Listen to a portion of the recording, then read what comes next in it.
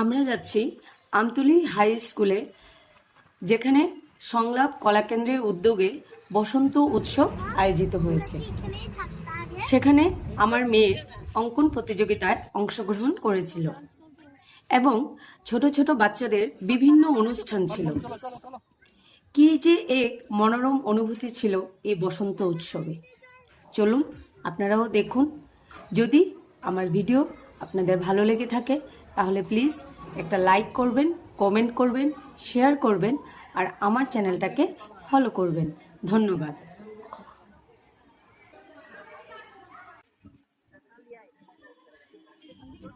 আমি